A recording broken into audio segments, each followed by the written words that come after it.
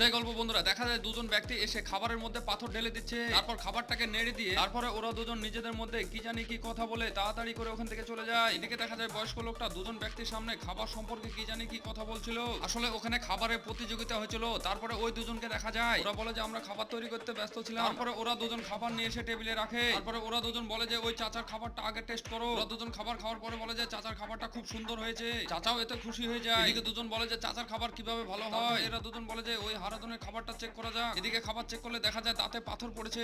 পরের অংশ দেখলে আপনারাও অবাক হবেন। তো বন্ধুরা, আপনাকে যদি বলা হয় একদিকে বাবা মা একদিকে গার্লফ্রেন্ড, তো কাকে বেছে নেবেন? যদি মা বাবাকে ভালোবেসে থাকো তাহলে অবশ্যই চ্যানেলটিকে সাবস্ক্রাইব করে ভিডিওটাতে লাইক দিয়ে কমেন্টে লিখবেন বাবা মাকে অনেক ভালোবাসি। তারপরে ওরা দুজন খাবারের অর্ডারটা ওই চাচাকে দিয়ে চলে যায়। ওই দুজন নিজেদের মধ্যে ঝামেলা করতে থাকে এবং বলতে থাকে এটা কিভাবে সম্ভব। পাশ থেকে একজন বলে যে তোমরা যা করেছিলে আমি সব দেখে ফেলেছিলাম, তারপরে সেই খাবারগুলোকে চেঞ্জ করে দিয়েছিলাম।